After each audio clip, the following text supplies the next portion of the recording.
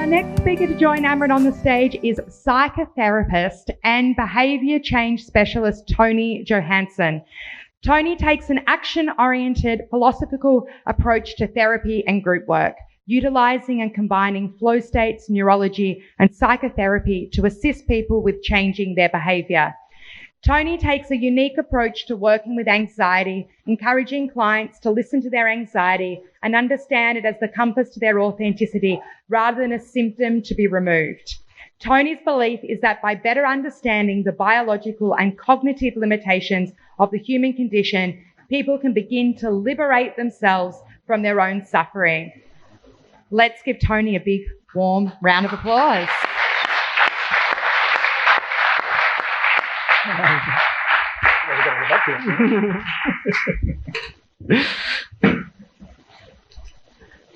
lot to live up to, you just said. My inner musician wants to adjust the stand, sorry. Cool, let's do that.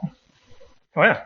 How do you feel in this moment? Because a lot of the stuff we're going to talk about is anxiety. Do you feel anything? It's interesting. Now? I just said to my son before, I said I can smell my armpits. And so, of course, that sounds quite gross. So one of the things when I talk about anxiety is even getting to the point where you can actually notice a difference in your scent. So if I sweat because I'm exerting myself, that just kind of smells like garden variety sweat. Whereas if I'm in a big meeting with very important people, or if I'm doing something like this, there's just a little hint of BO there. So that BO is what happens when cortisol, which is your stress hormone. So when that is excreted, that's the difference between BO and just garden variety sweat. So that for me says that I'm a little bit anxious. I had 2 long black coffees, which doesn't help, but in the interest of walking towards anxiety. Really embody what we're going to talk about today. He had 2 black coffees. Anxious, exactly. So you have about 20 minutes, half an hour warm-up. So you're in the zone right now. Awesome. So tuning into that, actually, let's just start there because I legitimately see caffeine as liquid anxiety. Am I incorrect at looking at it that way? Or? No. So my expertise, along with behaviour change and all sorts of other bits and pieces that I do, I'm also a forensic drug and alcohol clinician as well. So I have a pretty good understanding of substance use and what substances do to the central nervous system. So anxiety is a stimulant. So it turns our central nervous system up, which is the same as the fight-flight response, which is anxiety. So it mirrors anxiety fundamentally. I hope being too chop suey isn't rattling everybody, but let's just find out how you got there.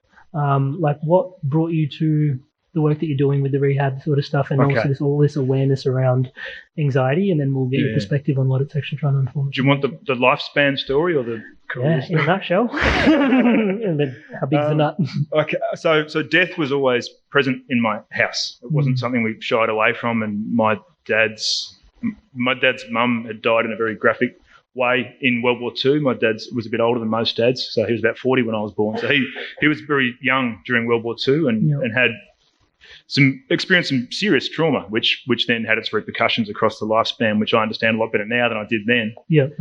So what it meant was that as a kid growing up, I was always aware of death and mortality and things like that, which is not common, I guess. It's not something that we think we should educate young people about. Especially in the West. Yeah, totally. And then my own brother died in a pretty graphic car accident when I was 15, which I guess was my real first-hand experience of mortality and what that looks like and human limitations. And what I found with my community, so I'm surrounded by guardians and parents and well-wishers and teachers and all this kind of stuff, and everything they were offering me to try and console me just seemed so empty and vacuous. Like I didn't buy it, I didn't get it. What sort of things were they? I wasn't going to say God works in mysterious ways, but those kind of sentiments. A lot of what I felt to be pity, and I've since came to understand the difference between empathy and sympathy. As a psychotherapist, I specialise in empathy.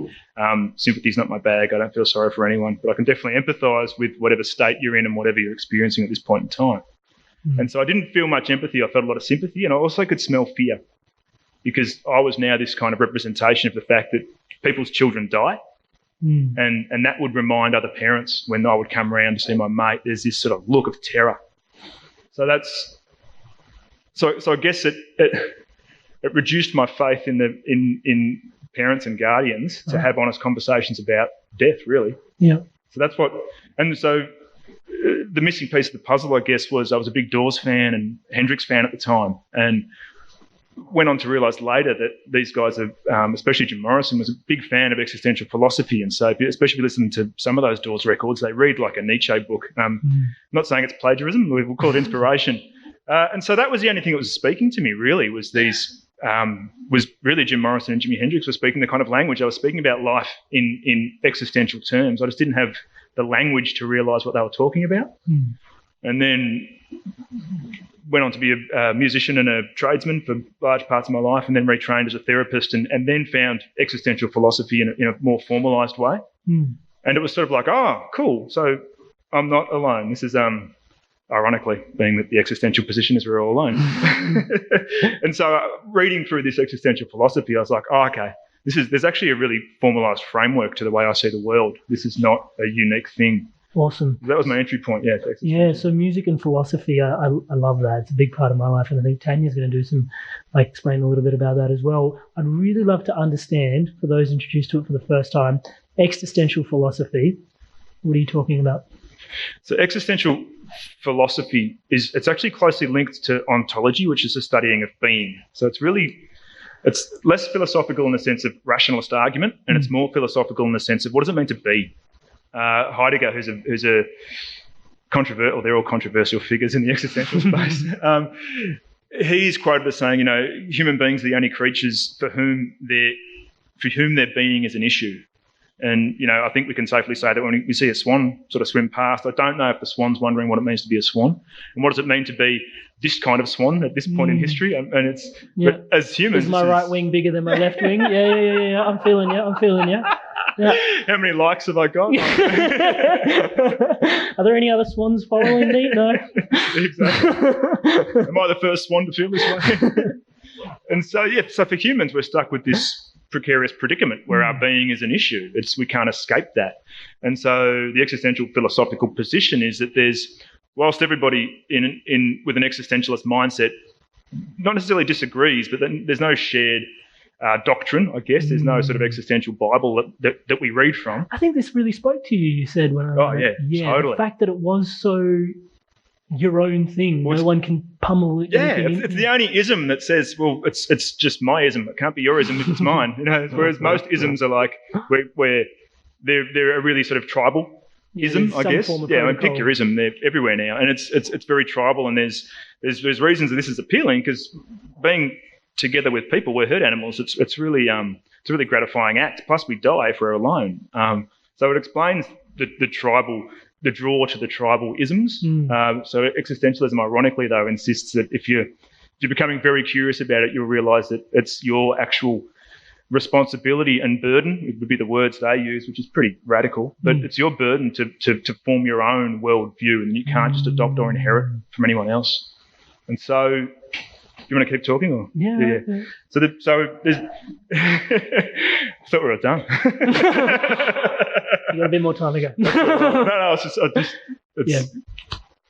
the challenge is being a therapist. I want to encourage you to talk. This is your moment, mate. All right. Okay, I'm glad we clarified that. Chairs on the other butt. Sorry. So whilst, of course, there's lots and lots of different opinions in the field of existential thought, there's four things, at least within existential psychotherapy, that we use as existential givens. And existential givens meaning that any human that has ever existed has had to negotiate these four things. Of course, there's more than that, but they're the four that we at least agree upon. So the first being death, and as we spoke about, us being that being is we're the only creatures where being seems to be an issue. A large part of that is because it's a boundary to existence. We know it's finite. And regardless of your beliefs post physical experience, everyone's probably got their own concept of what might happen if there is an afterlife, whatever that looks like. Can I ask you just to interject between us going through the four steps? As a society, especially in the West, we've got this concept where we don't really acknowledge death a lot. Maybe in this room, most of us are quite hippied out, so we kind of have more of an intimate relationship with it. Yeah. But outside of this space, I know there's a lot of people that perhaps, I know from my firsthand experience where death is just something you just don't really talk about. Does that speak to perhaps in your perspective, a baseline underlying current of anxiety that we are embedded into? Yeah, definitely. And I think too, when you talk about death, one of those, I guess to add some weight to what we're talking about is that when we initially introduce it into the conversation, most of you should feel not anxious, but just a little bit of, just something, just a little bit of, we're going to talk about the fact that I know I'm going to die. And then 80's a good run, so we know it's coming. That should be an anxiety-provoking experience. Mm-hmm. So the existential position is that we need to live with this awareness because we're already experiencing the anxiety based around the fact that we know this is a finite experience. And so to pretend that's not happening, that's when we start to get into a space of what the existentialists would call inauthenticity or bad faith, depending on your philosophical approach. Mm. And so in a nutshell, when we deny any of these four pillars, I guess, of the boundary experience of being human, when we deny the anxiety they provoke, and the existentialists call it angst, they make a differentiation between existential anxiety and neurotic anxiety. So when we deny these realities... anxiety, and what was the other one? Neurotic. Right. So the theory being that you don't want to think about your own mortality because it's terrifying, and we all understand that. If you make a conscious decision to never think about it, even though we all know it's happening, then the position is that neurotic anxiety will manifest, and that will come in the form of compulsions and hand-washing addictions, particularly and anger and blame and these kinds of things. Because when I say walk towards your anxiety, it's this uncomfortable experience is asking you to confront your humanness and the very limited nature of being human. And the denial of that is going to manifest in neurotic anxiety, which will plague your existence more than existential anxiety. So there's no removal of anxiety, but there's a more honest conversation with anxiety, and that's the framework from which I operate as a therapist and as a behaviour change facilitator. Cool. So we're still on point one, or are we at point? We're still on point one. Sorry, guys. How much time have we got? Let's get to point two. So point two. I mean, and there's no hierarchy in order. So we'll go with meaninglessness. Yeah. And so meaninglessness means that the philosophical position back in Aristotle's time was that humans were born with an essence. There's a fundamental something that makes a human, and that then comes to light and manifests across the lifespan. And so the existential position is, well, there's no essence for what it means to be human. Because if you look across history, for example, what was considered mainstream behaviour, or even endorsed and encouraged, 3,000 years later might be considered absolutely barbaric. And we can see that anywhere. I mean, we can see that even in contemporary terms. Even in our own lives, we know stuff we used to do as kids is now unacceptable socially. Which means that there can't be an essence because it's changing the whole time. So we're sort of born as this blank slate. Right. What's not blank about us is the physical limitations that we have as humans. Right. And so the challenge is that it's up to us as individuals to cultivate our own sense of meaning. And so you and I think this is meaningful because we're doing it. It's evidenced in our behaviour. Sure. So the query that I had then, when you said the word essence, for me that was synonymous with my interpretation of spirit, soul, something like that. Is that kind of what you're saying is detached from the risk of sounding controversial? Well, to some degree. So you might say, look, from an existential standpoint, more existential philosophers are atheists than are not. There's still a long history of Christian and Catholic existential philosophers and quite spiritual people that sit in that space. It also sits really close with Buddhism as well. So it's got its own sort of, it can be a spiritual philosophy, but it's not necessarily following a doctrine or an orthodoxy, if that makes sense. Interesting. And so from an essence standpoint, even if we take 1,800 Buddhists. Each one of them is still going to have their own little nuanced understanding of how they come to terms with that philosophy. On ourselves. There's a reason we're here. Absolutely. So that once again breaks it down to an individualist form of thought. Cool. Interesting. Very interesting. Point three. So point three would be isolation, and that is that if we're talking about the biology of being human, then it's a very unique experience to be who you are, because who you are is a manifestation of every single thing that's ever happened to you, plus your DNA, which is pretty unique. Plus the fact that evolution plays its part in that, plus the fact that you've been socialised in a way that's very unique to you, because socialisation is the interaction between you and your environment. It's not just like I was raised in the 70s. That doesn't mean anything. It's like, well, it's how you interacted with the 70s that is influencing who you are. And so what that means is you and I are having the same conversation right now, and everyone here is listening to this, well, hopefully is listening to this conversation. Wake up. And you will all there'll be different parts of what we're talking about that are going to resonate with you. And even if you explain it to the person next to you, they're going to hear what you're saying based on their worldview and interpret it based on their relationship to those words and all these kinds of things. So there's always like a gap between communication between humans. And that gap from an existential standpoint is what they call isolation. And you can see that manifest with people who are unwilling to accept that, can feel so anxious they can get separation anxiety around people or around things or around, because they're desperately trying to cling to things. And that's where the objectification of your partner, for example, might come into play.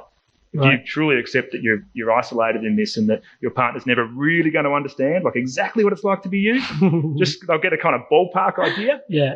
That's isolation. And it's a universal human experience that every single human who has ever existed experiences and will experience. It's not something that at this point in time we look like we're going to transcend. So it's another human given. I love that, because it's that speaking to that individuation. Totally. And if there was a new age spiritual movement that we had to create, I think unity would kind of just be the thing. But I think that innovation really speaks to it. I also think sometimes even just being in the ballpark would be a blessing. Yeah, I'm really happy with ballpark. I'll take that.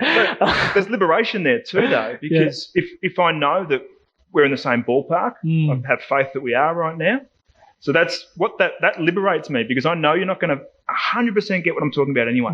But which means that why would I take everything you say in response completely personally? Yeah. So there is a real liberation in it, because you know that the person's not ultimately going to understand what it's like to be you. But there's liberation in that. So stop trying to convince them who you are, because they're never really going to get it. There's a bit of space in there for some self-love. Yeah, totally. Yeah.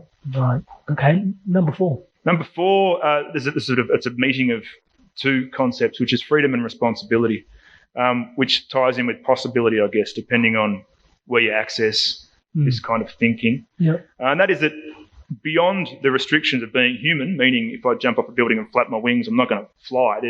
And I have a boundaried life in the sense that I'm not going to live 189 years. Like there's this humanness stuff. Unless Dane has it his way. Yeah, it's quite interesting. We're all here in the interest of extending our existence to some degree. We're all here to ward off death. Yeah. And so beyond these human limitations that we've been speaking of, the freedoms and possibilities are virtually boundless. They're almost infinite beyond the human constraints. So we can do whatever we want. However, we are also intrinsically responsible for the outcome of these behaviours or these freedoms. Yeah, so this is a really interesting point to arrive in the conversation, because on one hand, you're suggesting that we're completely individuated, we're bound by this system of being human. Let's just call it a system, at the risk of sounding too computer at the Get Hacked event. Yeah, totally. Right? But then at the same time, you're saying the possibilities are limitless and infinite. Within those boundaries, totally. Totally. You can do, and this is, so the existential position is that every single one of you right now is making a conscious choice to sit down and be quiet. Actually, I'll remove the word conscious. Is making a choice to sit down and be quiet. Someone made a choice to bang something over there just to prove that you could all laugh and not be quiet. Freedom of choice, in effect. You all chose now to laugh to some degree. That's a socially sanctioned, appropriate reaction to that event. And I guess that's what unites us. We have these customs that we engage in. But nothing's stopping anyone right now from just standing up and yelling something controversial towards us. Nothing's stopping anyone from, you all made a decision to even come here today. And once you start breaking it down, you realise that every single thing is a choice. And then if you explore that across the lifespan, you're pretty hard pressed to blame anyone for where you're sitting right now. So it is, so people don't like to accept the magnitude of possibilities and freedoms, because the responsibility that comes along with that is terrifying, to be honest. Right. So choice, responsibility, blame, individuation, freedom of expression, all of that. Yep. How does that help me better understand my anxiety? Okay. So the position is that when we live with an awareness of these things, we're having a conversation now with existential anxiety, and we understand that to be a rational experience. Based on there should be some uncomfortability around the fact that you're not going to live for, I'm in my 40s. I've got 40 years at best, right? There should be some uncomfortability about that when I talk about it. Yeah. There should be some uncomfortability when I think about what I want in life versus the choices that I've made that haven't produced what I want, because I was free to choose anything I wanted to do as long as I was responsible for the actions that go with that, because I can't blame anyone. Right. So all these things should promote an element of uncomfortability. That's not the uncomfortability generally that brings people into psychotherapy. What brings people into psychotherapy is fundamentally neurotic anxiety. So my specialisation is I work with substance use. So neurotic anxiety quite often culminates in substance use, where you have your drug of choice, and you can take that outside of substance and put that into all sorts of things like shopping addictions, like any compulsive behaviour. Compulsive behaviours are designed to deviate you or to distract you from your anxiety. So then we've got a whole different problem, because you're now engaged in a behaviour, even if it's like porn addiction or something like that, that in itself produces anxiety based on the biological repercussions. So you're now going down this kind of shitstorm of an anxiety rabbit hole, and it becomes now about, how do we manage your porn addiction, or how do we manage your substance use issue, or how do we manage your anger problem, or whatever it is. Which is a symptom. Which is a symptom of the fact that you don't want to have a conversation with yourself about your ultimate responsibility when it comes to cultivating your own meaning, when it comes to living what we say authentically, which is following what's right for you, which comes to actualising your possibilities and acknowledging that you are where you are based on the choices you made given the circumstances that were put before you, and there's no one to blame.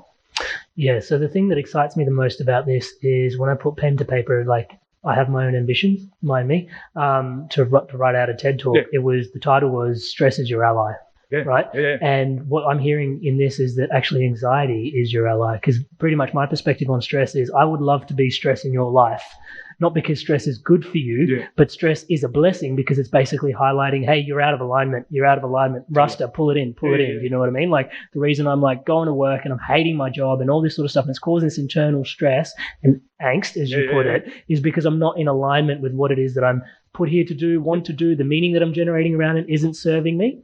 But then you're saying the same thing, that our anxiety is that form of stress that is actually pulling us into alignment. Totally. And so what we do with that anxiety is to make it real in simplistic terms, what we do with that anxiety, that uncomfortability that we feel, is we give it a narrative for starters, and we say I'm socially anxious or whatever it is, and we have an elaborate story behind justifying it. To some degree. I mean, it's not necessarily justifying it. When we say humans live in a meaningless world, the irony being that humans consciousness is constructed out of making meaning. So we tell narratives. You know, Right. if you and I get up here and if I tell a story, I bet you probably found the story about my dad more interesting than what I'm talking about now, because as soon as we attach a narrative to it, it becomes a more compelling argument. So we're meaning-making creatures. We can't avoid that. And so telling ourselves a story about our experience of anxiety, it's not a pathological experience. It's just how we construct consciousness. And it's how we explain emotion when something touches us. That's how we explain it in narrative form. Sweet. So we started in a really grounded place in terms of I'm feeling anxiety. There's BO coming off my body, right? And now we're like super existential, right? So at the same time, like integrating that into useful take-home bits for like I suffer with anxiety. Obviously, for me, like I know the breath is an amazing tool, but then how does this awareness, like this meta awareness, actually funnel into how do we incorporate this into what we can actually take home and better, like those moments where Claire has, I'm asking this one for you, Claire, what does she do when she's feeling that anxiety? Well, so the position being that anxiety is a call towards your authenticity. So the way of understanding our anxiety before showtime, for example, is that this really matters to me. So it's appropriate that I'm anxious about this. It matters. This just means a lot. So, and what that would mean is, I don't know who to address now.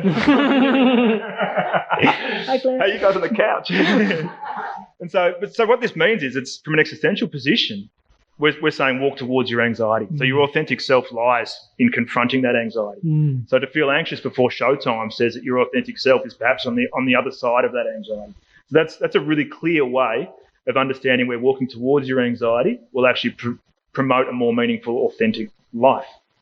So there's something in this. So I do a lot of work with Mind Valley, and one of the co-founders of Mind Valley, Vishen's wife, Christina Licciani, we had this really yummy chat, and she talks about how when she's about to go on stage, if she doesn't feel anxiety, she knows it's going to be shit. Yeah. for her, it's like, I don't have that, like, it doesn't mean enough to me. It doesn't matter. Whereas when I'm speaking to my partner, so we did the Myers-Briggs test, right? And I'm 95% extroverted and she's 97% introverted, right? So we're a match made in heaven. Funny that. She listens and I talk. Imagine what my inner therapist is thinking right now. But so in that space, for her, when she feels that anxiety, like even just thinking about coming up here and having a chat with y'all like this, for her, it's like, but it's reframing that is what you're saying, like in terms of really understanding, and the existential perspective can help you enforce, like you building the meaning that is actually happening in terms of that perspective. Yeah, definitely. And I think too, in this age now of, I guess, biohacking, where we're taking wellness to a slightly different space, for me, existentialism becomes really relevant again because it's about the bounded experience of being human. So this sack of meat that we are fundamentally has limitations, and anxiety is one of them, that our central nervous system is regulated by our psychology. So how we perceive any event is going to influence our central nervous system's reaction. And so once we start understanding anxiety as that my central nervous system's been engaged because of my psychological state, because almost all stresses in our lives, our privileged positions now as people living in Melbourne, are psychological stresses. There's very few physical stresses that really that are stressful enough to cause an elevation in the central nervous system. When was the last time you were chased by a tiger? Tell me about that later. Yeah, that's a whole conversation to be had in terms of your psychology and how it impacts your nervous system. Totally. And I totally want to park that so we can actually have a proper conversation on it. I think we'll drop in later in the week and definitely flesh it out a little bit deeper. Just before we wrap things up, anything you want people to take away in terms of existentialism or like helping them with their anxiety? I think the take homes for me where this kind of way of thinking is most helpful is with anger and blame. So what we would say is that you have an experience of existential anxiety because you're not as authentic as you could be, or you're not taking responsibility for your own behaviour. That generates anxiety. And the best way to cover that up is with either compulsive behaviours like hand washing or looking at too much YouTube. But blame and anger, really, really, really good telltales or call signs for the fact that you're actually not taking responsibility for your behaviour. So next time you blame somebody for something, or you have a disproportionate reaction to the stimulus, which is to get angry fundamentally, check in with just hold yourself for a minute and check in and say, am I taking full responsibility for my behaviour at this point in time? And odds are you're not, because we never do, because it's almost impossible to do. But what we can do is challenge ourselves and question ourselves. And if you start having that conversation with yourself, as opposed to my boss is a dickhead, it is a very, very confronting but liberating space to be in. So that's really the take home. Blame and anger are perfect signposts to challenge you to live more authentically. I love that. So I'm just going to ask one more question, which is around a lot of these people in this space. I'm just making a massive assumption, so pardon me, everybody. We do a lot of work on ourselves, right? And so we're happy to adopt that, maybe there is an external reason why I'm blaming someone, or that, but does the existential perspective then continue to help you when there's someone external to you then blaming and being angry with you? Is there support in that space through this philosophy? Yeah.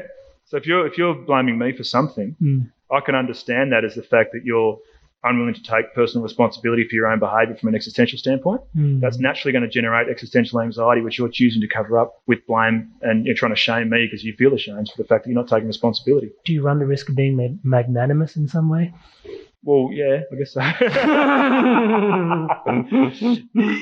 Yeah. I mean, and this is why existentialism is not entirely embraced, because it's closely sort of sits with nihilism, and people think that, oh no, you're just living a meaningless life where you don't take responsibility for anything, and fuck the world, I'll do whatever I want.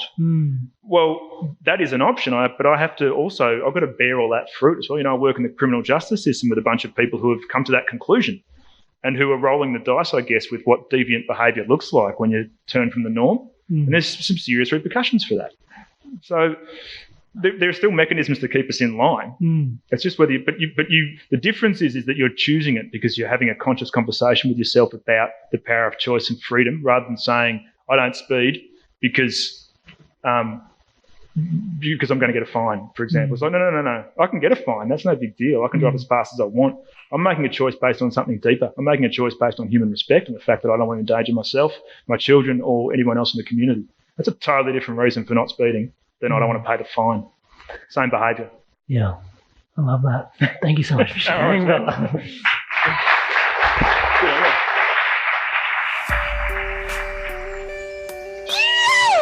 And welcome to the second little bit to the same episode. This is a bit surreal. So, Tony Johannsen, we're back after having done the first half of the episode at the Get Hacked, Get High event.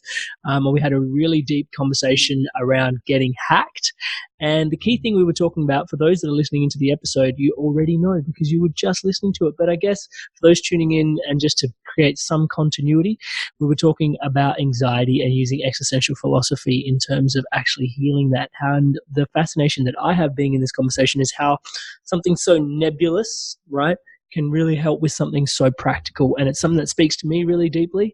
Being, a coach and more just a philosophizing conversationalist is really what I find myself doing in my coaching conversations, and finding that really does have immense benefits in terms of, navigating your mental health. And so really a treat to drop back in with you, Tony. How are you? I'm very, very good. I've already had 1,000 ideas as soon as you were talking. Start with number one, and then we'll get through into number 1,000, hopefully within the next little bit. Okay, so number one, and I'm picking up on semantics, but I'm a therapist. That's what I do. Here we go. So just with the intro of healing anxiety, like I guess it's managing anxiety or coming to terms with anxiety or reinterpreting anxiety. Where the entry point from an existential position, and the entry point for me as a psychotherapist and as a group facilitator and whatever else that I do, we're never going to get rid of anxiety. We're going to learn to listen to it. We're going to learn to hear it for what it is. We're going to use it as a compass to our authenticity and as a signpost to living with a greater awareness of the limitations of the human experience, I guess, rather than healing it. I think that's one of the challenges is I think people enter into any sort of therapeutic or personal development space with the hope, I guess, to eradicate rather than mitigate, reduce, manage. Yeah, so this is a really deep conversation because it's one that I've been dancing with for quite a while myself. And actually, one of the quotes that you and I can probably have a really deep conversation around this, because on some level, there is the conversation that, reality is subjective, right? When you're talking about existential philosophy. And so that I can choose whatever I want to believe to a certain degree, right? Now, we were talking about this, the complete freedom to choose whatever it is that we want to believe, be, do, have, want, whatever. Yep, definitely. But one of the realizations, and this seems to be a bit poignant and a bit, how do I put this? Leaves a bit of room to be desired, like leaves room for things to be desired, is the conversation around, I'm not sure if we actually shed our demons. Yep. Or if we learn to live above them, and this is just from my own personal experience of, legitimately from, a background with having been depressed. And, I notice that when I'm stressed, hungry, left to my own vices or lacking in sleep, my mind naturally tends to gravitate towards, I should have done that differently. And fuck, I should have done that. And maybe I should have done this way. And it's like, and I'm like, and having the practice of observation and meditation is the most grounding thing, and it's been the biggest blessing, which is why I traveled the world delivering seminars. I was recently in India between when you and I did the Get Hacked event. No, I saw that on Facebook. I was like, I've got to catch up with you. And then I realized you're in India. Incredible. Right. So delivering seminars for C-level execs, 350 of them, just talking about mindfulness and meditation, the importance of it, and then delivering it for Mind Valley clients in New Delhi as well. But mindfulness for meditation for me gives me that ground zero, that real neutral space where I can actually observe myself. Meditation gives me that space of an observer to be able to identify that. But then I can still see from that place of observation that my natural tendency is to kind of flick towards thoughts of the past. So I kind of see myself as someone that suffers more from depression than anxiety, right? And then I know that anxiety is about leaking into the future more often, like getting anxious about, what's next, and that's why the last 6 months getting coached by Eckhart Tolle, presence, like being here in the now is there's such a fundamental tool to help you through that. But I think what you're drawing at is really fun, really key, because I guess I've been hoping to have this conversation with someone in terms of is that really a thing? If I can choose what I want to be, why don't I just choose that demons don't exist? Versus the other the idea that, actually, what I've been finding is that actually the demons do exist. You just learn to live above them through cultivating epic practices for yourself. Yeah, you do. You do, definitely. I think too, to put an existential lens back on it. Once again, I had 1,000 ideas as you were speaking, but to put an existential lens back on it, where I mean, Nietzsche is one of my favourite existential writers. His autobiography is called Human, All Too Human, and it really sort of sums it up that we're trapped in this human experience. And so when you say, well, you don't necessarily eradicate or resolve your demons, you learn to live above them, I think was the terminology you were using. And these demons are the result of being human, of being biological creatures, of our earliest relationships with our earliest caregivers. And the nature of those relationships leaves a neurological imprint on the way we relate to every single person from that moment onwards, especially in deep, close, intimate personal relationships. So is that something that's a bit genetic, or? No, it's more epigenetics in the sense that there's our DNA that we're born with, and then there's how our DNA reacts to the environment that we're delivered into. Switched off. Yeah. And so a lot of the work I do as well, because I work, with a lot of family violence and substance use, there's a lot of trauma in there. Is my expertise, I guess, in my background, and a lot of those dysfunctional ways of relating were put in place, or the building blocks were put there in utero for a lot of these people. So their mothers were exposed to high levels of stress, high levels of cortisol in utero. So already that developing brain is getting the message that there's something really scary going on out there. Yeah. And we need to be prepared. So from a neurological standpoint, your fight-flight responses, your amygdala, these kind of the reptilian parts of your brain and your neurology, the energy is going there because your survival mechanisms need to be very robust according to the information that this developing baby, this developing fetus is being given by the hormones being released by the mum, fundamentally. And then you get released into the environment, I guess you're birthed, for loss of a better term. And from an existential standpoint, you emerge. You become. This is how the existentialists would say it. You become. Yeah. And that's your thrownness from an existential standpoint. You have nothing to do with any of this. You're thrown into this certain point in history, in these certain circumstances, with this certain sort of social constructs and historical constructs and agenda construct and all this kind of stuff. There's nothing you can do about this at the point of birth. We're just thrown into this. Yeah. And then our neurology starts adapting and our central nervous system starts adapting to that environment. So depending on what that environment is, it's going to influence greatly how the scaffolding of our central nervous system and our fight-flight response. So if that's a anxiety-provoking situation in the very early years, or if your first attachment figure, which is usually the mother, but I think these days it's quite different. I think there's lots of guardians and fathers that can be primary attachment figures. If they're not secure relationships when you're really, really, really, really, really, really young, that builds in a sense of distrust and all these kinds of things. And these things plague us for the rest of our lives. Of course. And so, you can't eradicate your demons, but you can come to terms, you can educate yourself about your early childhood relationships and how that's influencing the way you relate to people in contemporary terms. At least you can understand. And once you can understand, you sort of name it to tame it, I guess, for loss of a better term. And once you understand, okay, this is my relational style because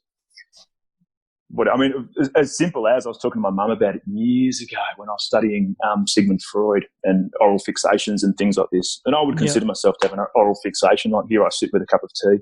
It's very rare that I don't have. Me too. I've got a microphone. And I was talking to Mum about it flippantly, and she's like, "Oh yeah, when we were moving, when I took you off the breast, and I had the feeling it was just a bit too early for you."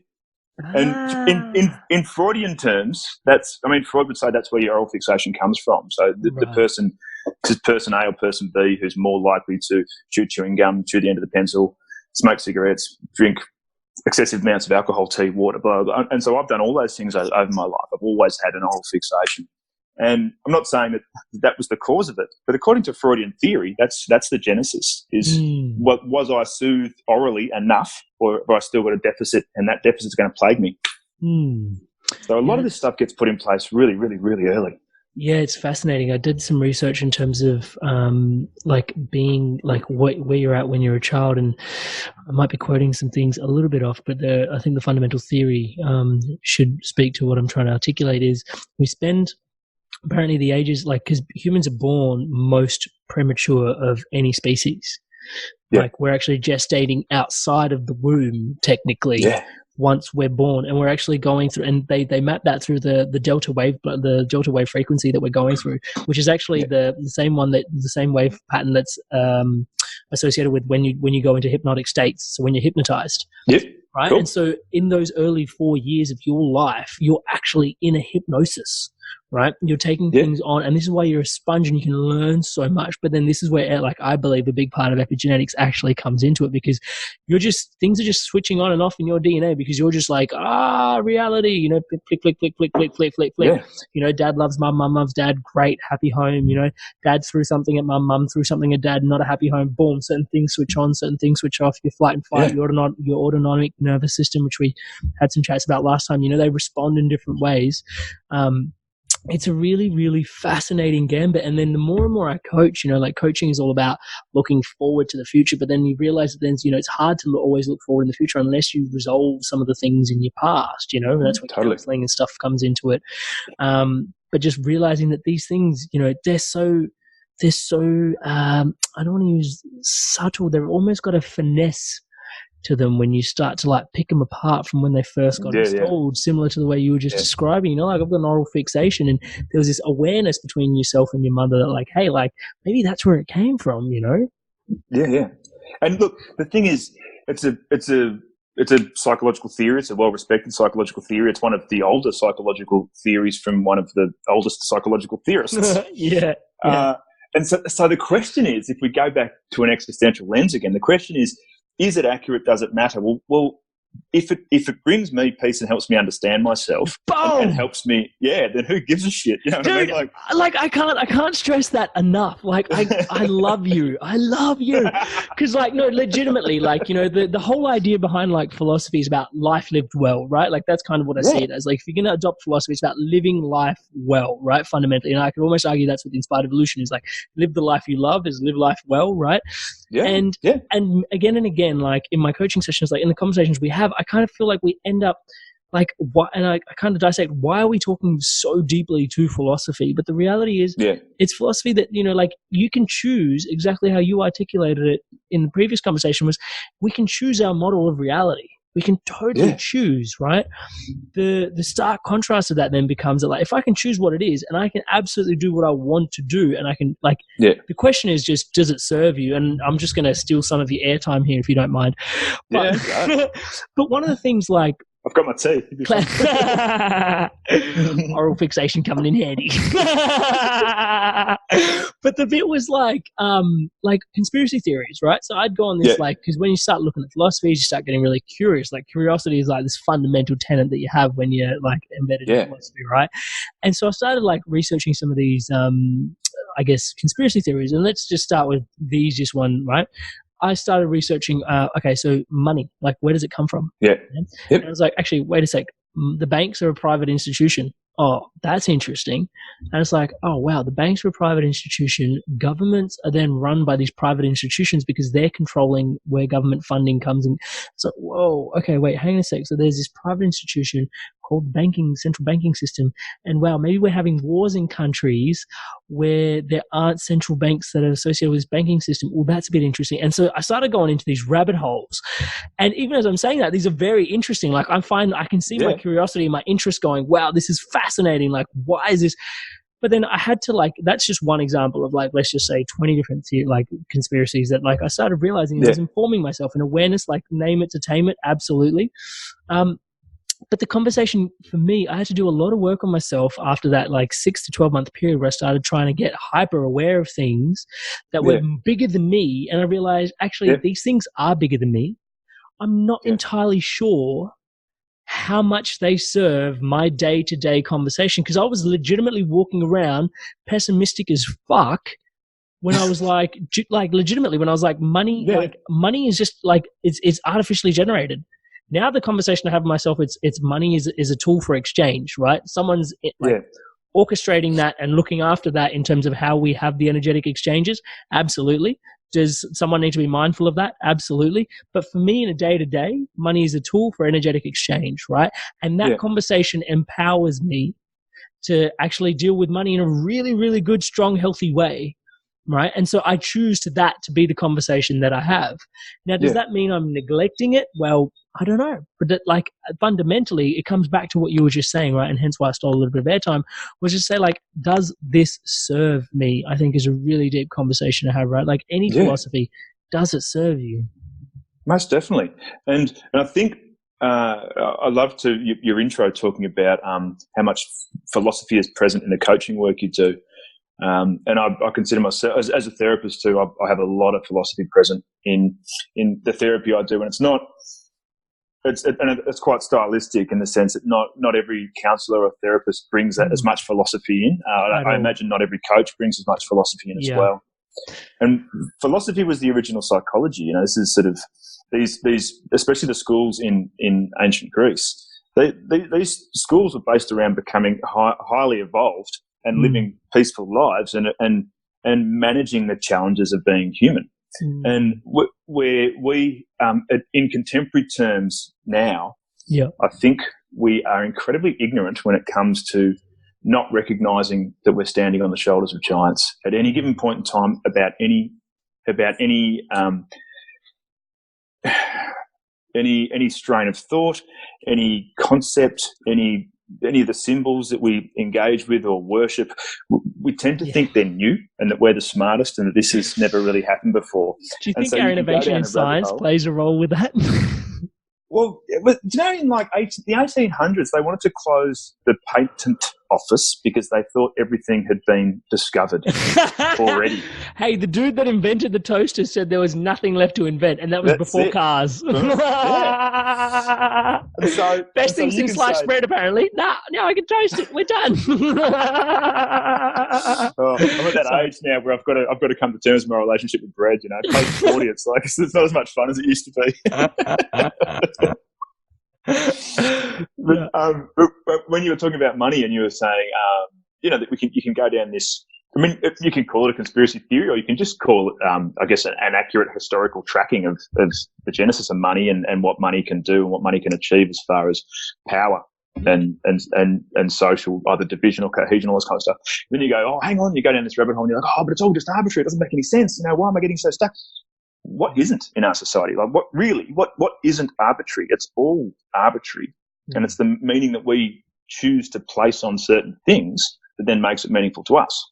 And then that then determines, I guess, the tribes or the herds that we travel in, because hopefully there's some kind of collective meaning. And we go to get high, get hacked, but everybody in there places meaning on an events like that, hence the fact they turned up. But really, that's just it's no more or less important than, I don't know, like a heavy metal concert down the road where there's a whole other bunch of people, but that's their kind of thing. That's their jam. Totally. That's what unites them. That's what brings their tribe together. And I often think that we grossly overestimate how important things are. They're important because we deem them to be. And I think people forget that. Once you come to terms with that, from an existential standpoint, that nothing really has inherent meaning beyond survival, and that the meaning is the meaning you ascribe to it, then you can also retract or remove or reduce that meaning if it's causing you distress as well. So you can play with that. It's really profound how you've just summed up Viktor Frankl's man's search for meaning in 2 sentences. You just did it like that. You just did it like that. 2 sentences, mate. What an art! I love it. I've got a couple of key questions for you, and and this is framed with the idea that the inspired evolution is a lot about documenting people's journeys, also about how they're living life on their own terms, right? So that other people are then fundamentally inspired to live life and execute on their dreams.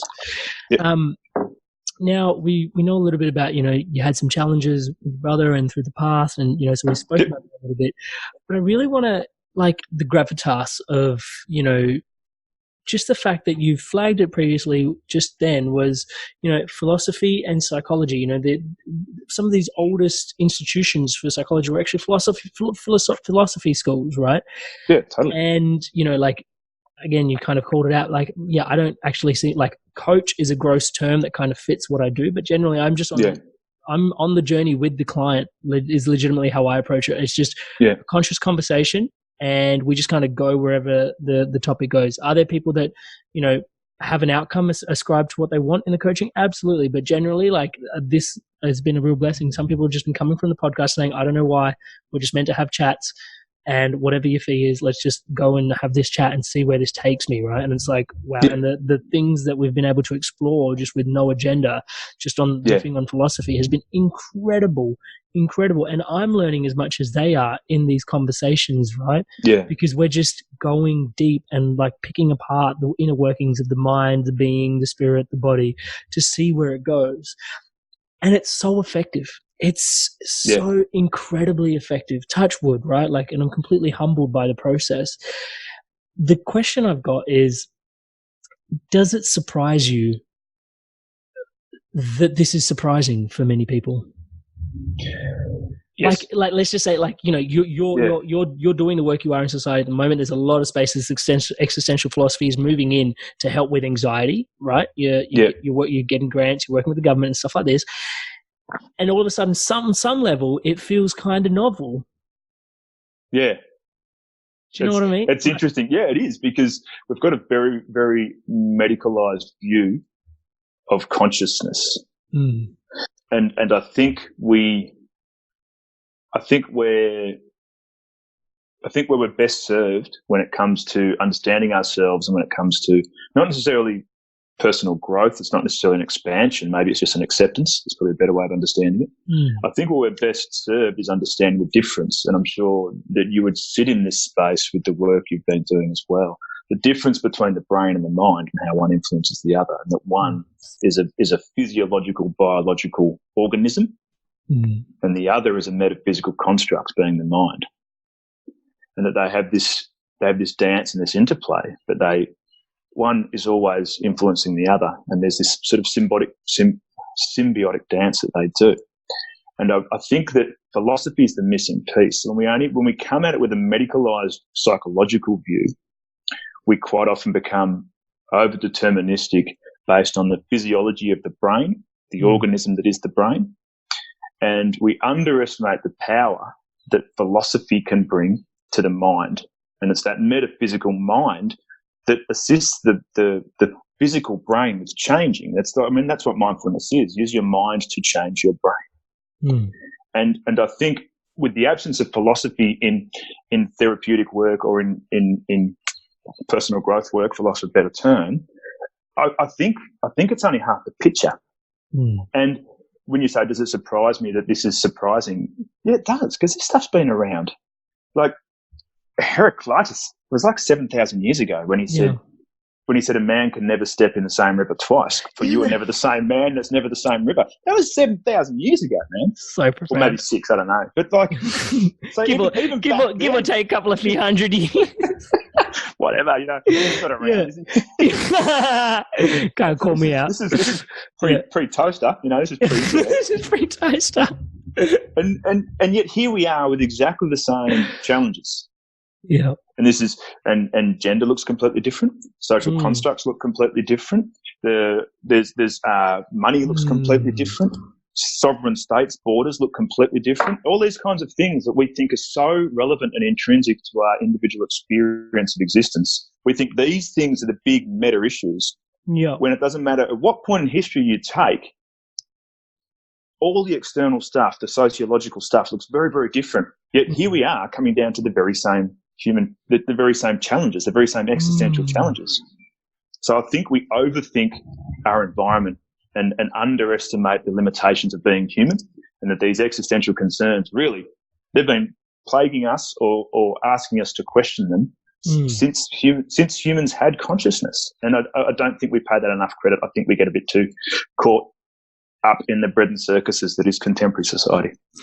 Yeah, I love that. And I think you mentioned the word acceptance earlier as well. And I think that's where there's so much room to do that work in terms of, can I, move towards this with, some form of grace. And that's where acceptance plays a key role.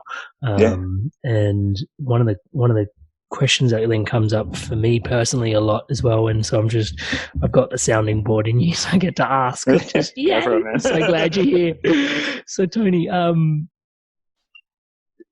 I do get that sense, that we've always suffered, and suffered is an interesting word, or been plagued, or whatever, like experienced is probably the best word to use, experienced the same challenges throughout. Like, why are we here is still a question that is as relevant as it was, say, 6,000 years ago as it is to me today, here and now, right? I'm still not any closer to answering it. Like, we've dissected the atom, we've split the atom, we've sent people to the moon. We're not getting any closer to answering it. Yeah. I mean, as if building the pyramids wasn't enough. Like, we didn't need to do much more than that. You know what I mean? Yeah, right. So we've like consistently on this journey, but somehow I'm also aware that the scientific, the brain conversation that we're having these days, not the mind conversation, which I love the way you delineated that for us. Thank you so much, brother. That's a massive nugget of gold in itself. I think if you put that in your back pocket, people listening, it'll change the way change the way reality unfolds. Perceives, and next year I'm doing a whole course with heart math based on the fact that cool. You know about the work, they're like the mind is also like in the heart, it's also in the gut, and like measuring the frequency of mind that's emerging as opposed to, and it's like bringing math to like this existential. I digress. My question was around this key thing about the brain conversation is saying that we're having more and more anxiety and depression are more rampant now. 1 in 2, they say, almost. Is more rampant now than it's ever been before. So we do face the same challenges on one hand that we've always had, right? But then those challenges becoming more widely adopted or more widely experienced. Yeah. Definitely. I would agree with that. I think there's... Am I asking you to speculate by asking you why? Or? I mean, yes, largely, I guess. I mean, I can talk about what I experience clinically. However, I work with the complex end of society, so I do work in quite a nuanced field. Yeah. Look, I think there's 2 really simple ways of explaining it. I think fundamentally, consciousness exists. So if you look at humans as an organism, as a species, I don't have any claws. My teeth are pretty flat. I can't run very fast compared to most land mammals. We're quite useless when it comes to feeding ourselves. But what we can do is create elaborate social networks, and what we can do is use our incredibly large brains to think of really clever ways of catching prey, building shelter, all this kind of stuff, sustaining social relationships, all this kind of jazz. Yep. So I think the challenge that humans face now is that we have probably our ability to create cohesive networks and communities and then leverage off that on from a scaffolding in order to, once that sort of capitalist ideal, I don't mean this in an economic sense, I mean this in the sense that once humans figured out that if they don't eat all of that animal today, then there's some left tomorrow. Yep. All right? If I cook this, it'll last 2 days as opposed to lasting 1 day. If I salt this, it'll last 5 days. So this then started giving us time, which means we started thinking, and then we created more elaborate cultures because the brain doesn't stop. So you do mindfulness, and you're I guess what you're trying to assist people with doing is understanding that the brain doesn't stop. So just learn to play with those thoughts because you can't turn it off. You can just kind of witness it. Yeah. And so what happens from a societal standpoint is the easiest way to make reality feel cohesive is to create meaning. And so that's what we do, and we create more and more elaborate societies. And so the challenge I think we've got now is that we're living in this incredibly blessed time where we don't really need to do anything in order to, look, if you think of everything that we do to feed ourselves is quite arbitrary, really. Not many of us are actually growing vegetables or hunting and gathering. Yeah. It's this very, very, Karl Marx would describe it as being completely alienated. We're completely alienated from the act of survival now. We're so far removed from the act of survival. Yeah. And the existential and even the Marxist position is that the further removed you get from the task at hand, the more anxious, depressed, and alienated you will become. Oh.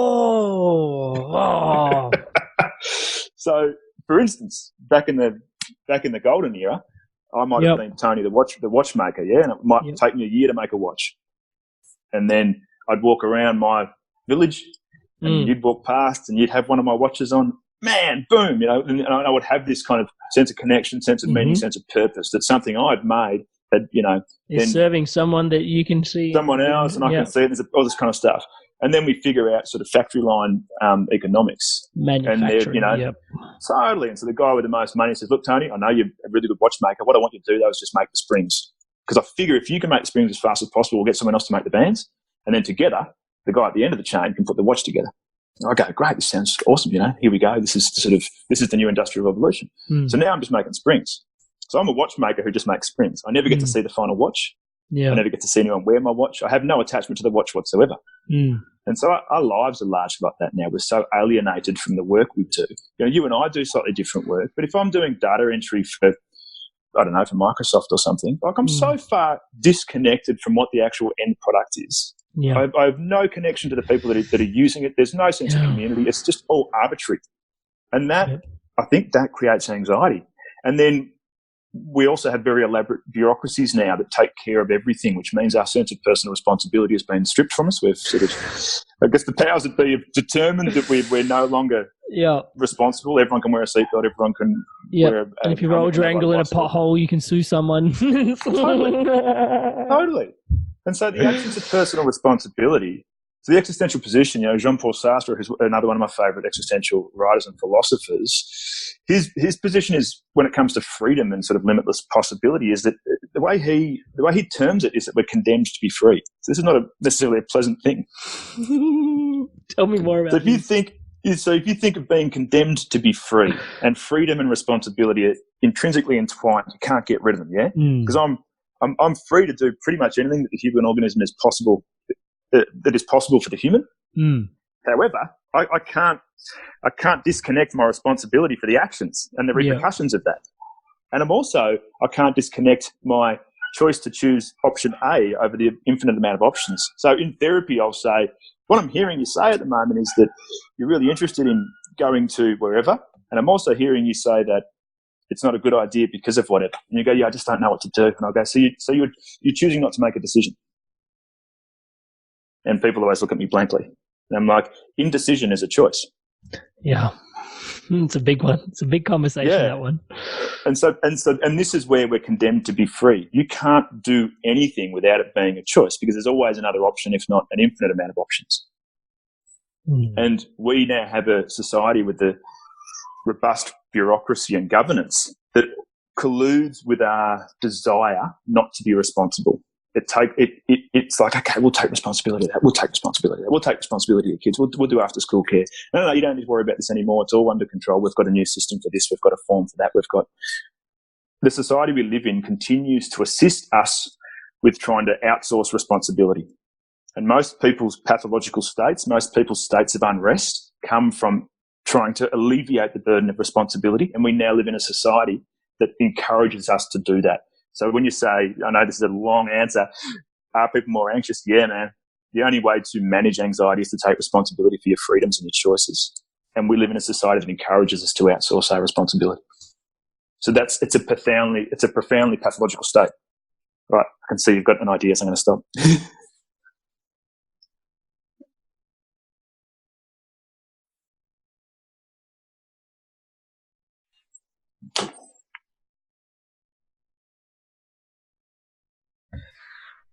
Yeah, so the key thing that you were speaking to there that was really profound for me was this whole idea of, by the way, I love everything you shared, and because the key, like my highest value is connection. Like connection is my highest value. And I know it just sounds like connection. It's like, oh yeah, Amrit's having a conversation with Tony. Yep, Amrit's doing his thing. He's in connection.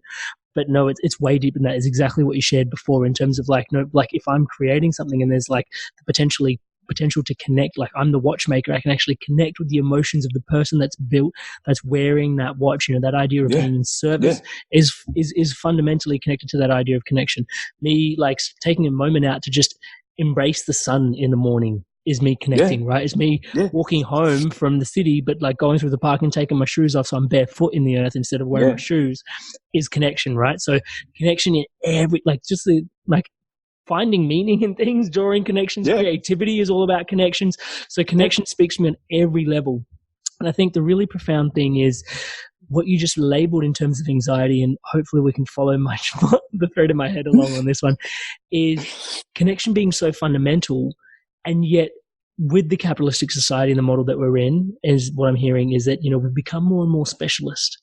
We've become more and more specialized in all the things that we're doing. Like, yes, I'm just focused on the spring, and so you're focused on the band, which I love that metaphor, by the way. And then this other dude's putting them together at the very end. Maybe he's the only one that really gets to see them come together, right? So in that space, then you've got this like weird disconnect on so many levels from the work that you're producing, the joy that you get from producing the work that you're doing, and then that fundamentally is causing this anxiety because you don't experience the emotions, the fundamental intrinsic reward that is inherently built into our makeup. And I find this fascinating because again and again, like we see these things where people are like, oh, paleo diets, or actually we're meant to be vegetarians, because our guts are wired a certain way. And it's almost like there's this nostalgia about going back to the way things were. And I'm almost like guilty of suffering from that from time to time, right? But I do see that in the past, like survival, pre-industrial age, you had to be more of a generalist. Like I didn't have someone to do my accountings. I had to manage books, right? If I had a dispute with someone, I didn't have a lawyer. I had to manage my conversations and my communications with people. And you couldn't send them an angry email either. You had to go and talk to them. Right? Like face to face. I didn't have someone like to come and do my garden, right? Totally. I had to learn how to grow my plants. My effectiveness as an individual in society meant how good of a generalist I was. I need to up level all aspects of Amrit. That included communication as well. If I was your friend, I would have to ring your parents on the landline in order to get in contact with you. So even to have a relationship as a 7-year-old with another 7-year-old person, I still had to negotiate adults. And we do all that for our kids now. I've texted my son's best mate's mum and it's all organised and I'm going to pick them up there and she's going to drop them off, and we do all that and the kids then just come along for the ride. And so we're indoctrinating our children at a very early age to take little to no responsibility for anything, because we've invested in this myth that somehow pain is something to avoid. Now, suffering is something to challenge and to mitigate and to manage. Pain is inevitable. And it's the suffering that we induce by our psychological relationship to pain. That's the bit that we should be focusing on, not the fact that being human is painful. That's unavoidable. Schopenhauer is another philosopher. He's like, this whole happiness myth, the best you can hope for is the absence of suffering. That's his position. And the Buddhists have got this beautiful second arrow theory. Yeah, it's the same thing. It's like, life's going to fill you full of arrows, man. You don't need to fire any more at yourself. But we sell this myth not just to our kids but to everyone, that pain's somehow avoidable now because we've transcended all these basic human needs like shelter and food and all this kind of stuff. We've got this abundance going on. And with that, I think, comes this myth that somehow pain is undesirable or is best avoided. And so to go right back to the start of the conversation when we're talking about these existential concerns like death and freedom and isolation and meaninglessness, we now have a society, it's like, you don't really need to think about that. And my position is, if you don't think about that, that's why everyone's suffering from neurotic anxiety, basically anxiety about fucking nothing, because they're not thinking about the real things. And if you don't address these real concerns, the fact that how are you using your unbounded freedom? How are you using your finite life that's coming to an end as we speak? How are you using your idiosyncratic meaning structure? Every single thing that pisses you off and brings you joy is based on either a meaning structure that you've borrowed, adopted, or created. But it's your relationship to that meaning structure and that arbitrary object, whatever, that's eliciting that response. You can't blame anyone for that. If you're attached to something, it's because you chose it to be meaningful, or you chose to accept society's narrative that it's meaningful. But either way, if you're experiencing suffering on top of your unavoidable pain, it's because of your attachment and your meaning structure, which is unique to you, and it's your burden and your responsibility to come to terms with that, to shift, to mitigate, to challenge that meaning structure. All these things, there's no escaping them. And we live in a society that is constantly trying to convince us that we can outsource the responsibilities, and we can't. It's never been done. It's never going to be done. I'm having that moment again. I've got like these 1,000 thoughts coming through. Like every time you talk, it's like, I want to do. Because like pain and suffering is such a deep conversation, and I think you've articulated it so well. And again, another epic thing to put in our back pockets. Like, yeah, like suffering is self-induced, and pain is pain. Yeah. Like even just triggers around saying pain is inevitable, but then how do you show up is your choice. It's that whole thing around the conspiracy theories again, right? Like okay, so if money's going to be like this, how do I show up in and around this? Like what's my relationship going to be? So I think that's really potent. But where I want to go, segue, is totally. When you just said there's two different types of like, yes, there's your meaning that you put on things, and then or perhaps it's the collective meaning. The conversation around how frequently I find that, and this ties in perfectly with the conversation we're having around responsibility, because how quickly and how frequently these days, and perhaps I just say these days because I'm alive in this day and time and I don't know the past time, so complete disclaimer, asterisk on that, right? In these days, we're ready to absolve our responsibility and for thinking, for whatever, to absorb the collective dogma, right? Yes. So like the collective way of thinking, and like a lot of the work I end up doing is just like, wait, hang a sec, like society has these bullshit rules, and one of the companies I work a lot with is Mind Valley, and they call it the culture scape. It's legitimately a landscape of culture that's like boof, like you can actually feel it. And one of my favorite examples is when I'm sitting on a tram, right? When I'm standing on a tram and someone's sitting, like say a young guy sitting, he's on his phone, he's playing his video games, right? Maybe he's about 10 years younger than I am. And this elderly lady sits like standing, holding a pole right in front of him, right? I have this visceral internal like thing, which is like, dude, get up out of your seat and give it to her, right? But I'm aware, like I'm feeling this, like I can genuinely feel this, but on some level, I don't know if he's got like, a broken foot, like I'm just making these assumptions that like, dude, you're doing the wrong thing. And I can feel that that's actually my belief systems. That's something that like, collectively as a society, we decided that like we show respect to our elders, and this is what we're going to do. Now, does it have positive things to it? Absolutely. They're the wisdom keepers, right? And we can almost have another conversation around the disconnect around like the way we treat our elderly by sticking them into nursing homes and putting all that wisdom away when they're the ones that are the philosophers of our time and we don't even give them airspace. It's definitely a whole nother conversation.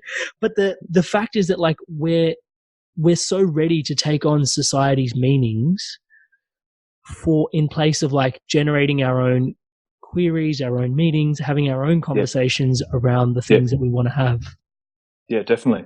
I think I'm going to pull back to the tram thing, because I too have those moments. And once I started studying, once I started training up to work more in a more nuanced way with family violence, particularly with men that perpetrate family violence against women and children, a lot of that training, I guess, is becoming quite an astute feminist and understanding power differentials within society, especially along gender lines, and understanding how social constructs can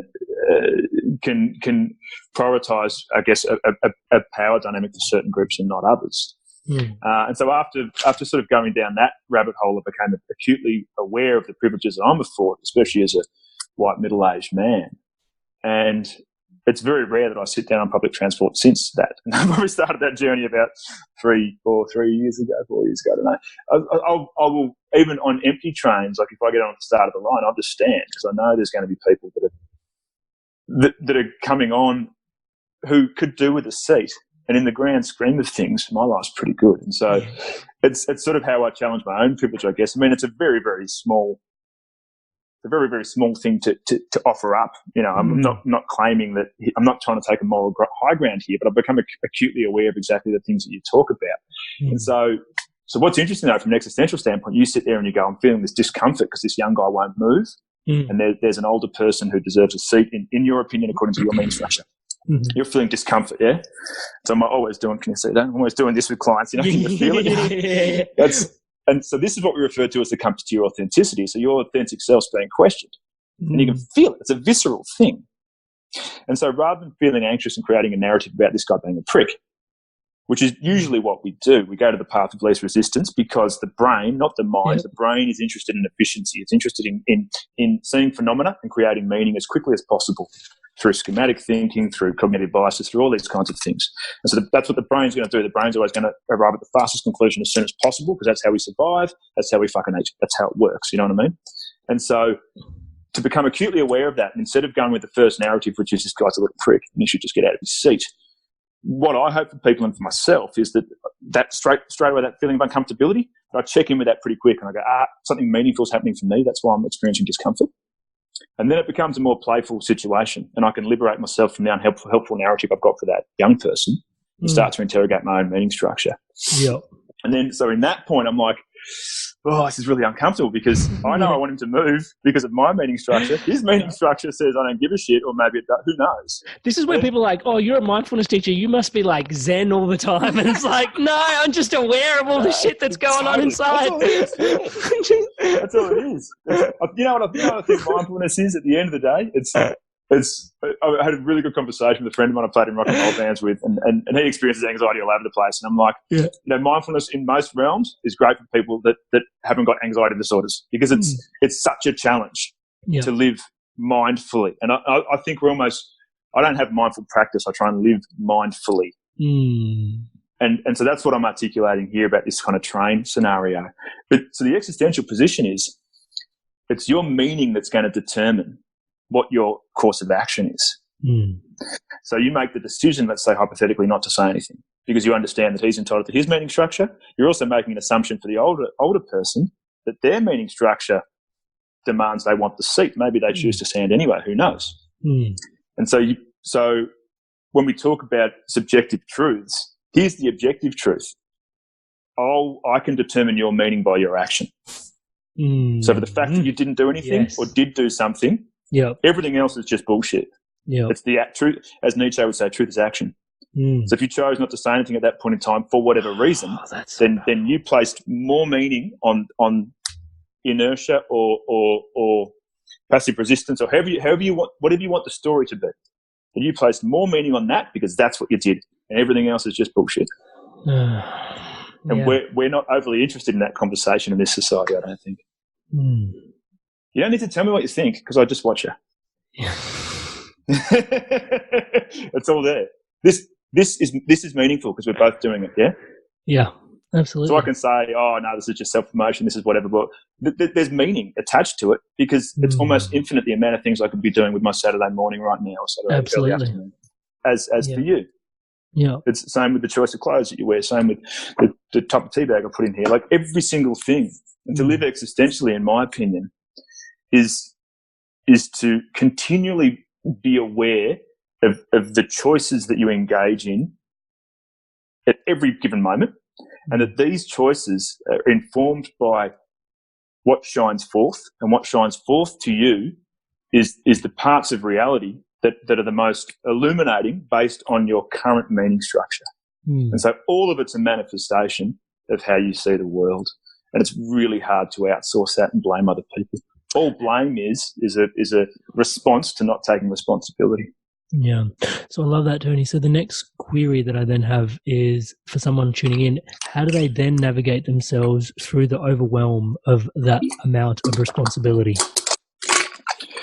So I know for me, it's like I try and have as much fun with it as I can. But, that's my position largely is, and the existentialists themselves will say that you can't live in this state for eternity.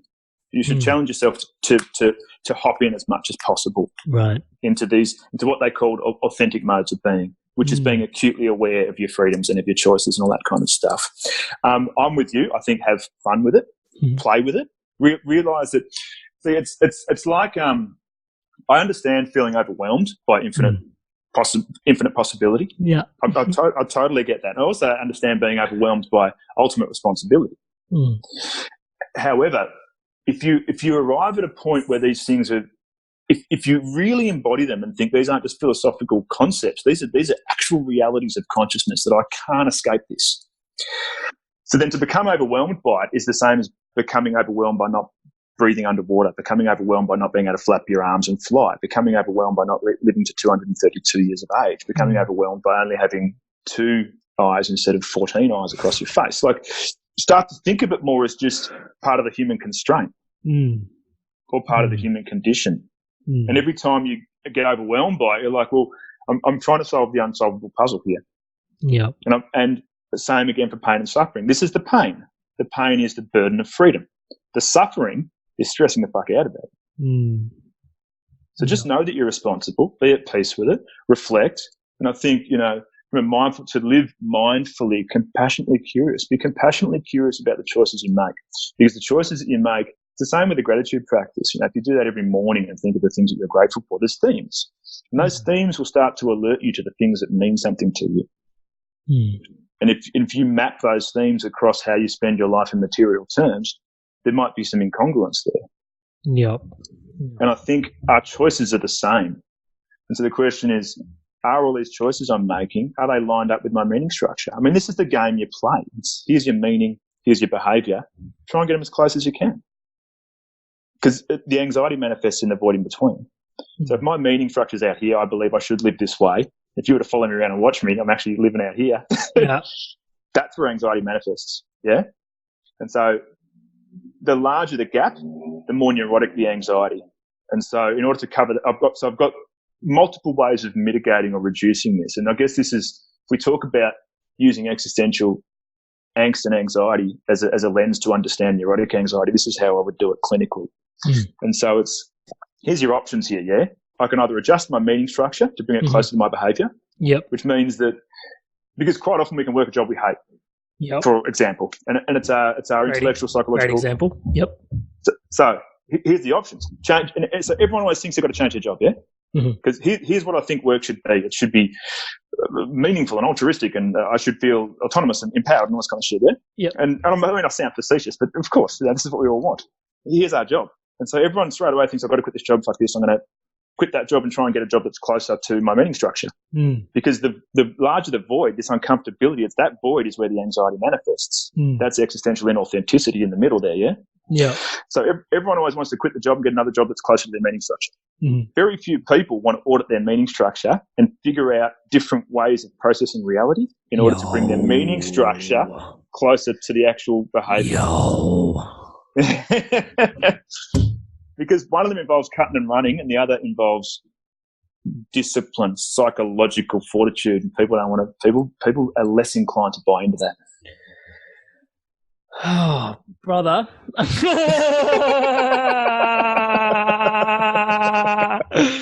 So, like, I'll quickly share with you why this is so profound to me. So, the Inspired Evolution fundamentally is here to help people live the life of their dreams, right?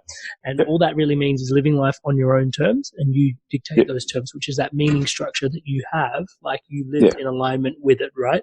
Because that was, so we talked about this previously in the previous cut of this, like the TED Talk is called Stress is Your Ally, because that, I see that as this fundamental stress on your system, on your body, on your nervous system, which you're labeling as existential angst. That is the stress on your system, right? We've just got different terminology for it, but it's the same thing, right? Totally. Exactly. I believe that stress is serving you, and you call it is like your compass to authenticity is identifying what is your most healthiest version of yourself, where your purpose is. So I totally relate to that. Now, I just really respect what you've just shared in terms of how difficult it is to shift your meaning structure towards your behaviors. And I just want to take a moment to acknowledge like just where I'm at with things, because for 2.5 years it was completely Inspired Evolution, coaching, speaking, traveling, right? Coaching, speaking, traveling, coaching, and just establishing that as a system. And recently what's come up is actually the Inspired Evolution, now the systems are really tight. We need more resources to pump into those systems to help it grow. Right. And I completely give myself 10 years for wherever this needs to go, and I just completely trust. And I learn a lot in these conversations. These conversations mean everything to me. So I'm happy to do that. Yeah, totally. This requires more of my energy than, and so what's come up for me is I now spend some of my time consulting on Melbourne's building a metro. So I've gone back to engineering for some of my time to consult on building a metro tunnel. And initially, and this is just like a little tangent, but initially I had this, but mate, you're the Inspired Evolution. You're Mr. Inspired Evolution. Like, what the fuck guy. And I was like, wait, and I had to have this whole moment with myself, which was like, that's just spiritual ego, mate. Like, you've just formed an identity and you're just like not willing to sort of see what other opportunities are available. So I had to, again, humble myself again and be like, okay, what does this really mean? It's like, okay, well, if I get resources like from here and I can bring them back into my dream and my love, then that's epic. Now, the key kicker was like, there's a whole bunch of like synchronicities that landed me to even considering this as a thing and then getting this thing. One of them being one of the person that was interviewing me for like, if we're a right fit for us to go on this journey together, was he'd been meditating for 20 years. Yeah. And in that, I was just like, dude, out of like all the engineering spaces I've moved in, I've never really met another like hardcore meditator, you know, and just like the way we really connected really, really well. And he doesn't know it, but I really respect him a lot. And well, he knows that I respect him a lot, but he's almost like a mentor in many ways, right? Just the way he navigates himself. And the work is basically that of like you're almost like you're an advisor in many ways, right? Yeah. Now, the meaning structure, and thank you for following along for such an extent for me sharing some airtime, but the meaning that I've subsequently generated is basically with the inspired evolution. I've gotten really clear that again, the whole idea around connection, I love connecting with people, and I love connecting ideas, people to people to ideas to ideas, connection, people, ideas. This is the thing. And like being able to communicate that is like the cherry on the cake. So communication is everything. And you've used all these words today yourself. And so there's this massive resonance here. I totally get it. And so, but I realized that when I landed back here, like all I'm doing as an advisor rather than like someone that's like a project manager, which is out on the site, like helping getting things done, which is my previous reality on the Inspired Evolution. Actually, what I'm doing is I'm connecting problems and solutions. Like I'm connecting ideas, and like it's very much an advisory kind of role. So, and then I'm communicating that to the key people within the government here, going, "Oh, mate, you probably need to have a look at this and maybe adjust that." Meaning, I could find the meaning that was like, wait, the Inspired Evolution is all about connecting people and ideas, and fundamentally, communication is what is like my tool and my amble. That's what I'm using, right? Yeah. And then I've come back here and I'm going, wait, this is not so off, because actually, what I'm doing is I'm still connecting people and ideas, and I'm communicating. It's technical communication. It's not verbal communication. It's technical communications. Some of my outputs look like summaries of certain things in terms of this is what's going on here. This is what's fucked here. This is what looks promising. Here are opportunities. But it's still the same essence. It's a still thread. So I found that meaning, and I feel really wholesome about it.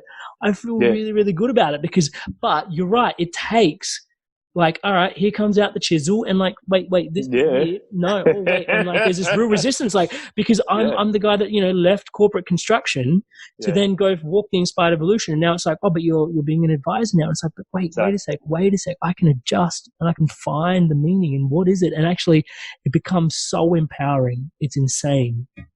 So what you're articulating there for my money.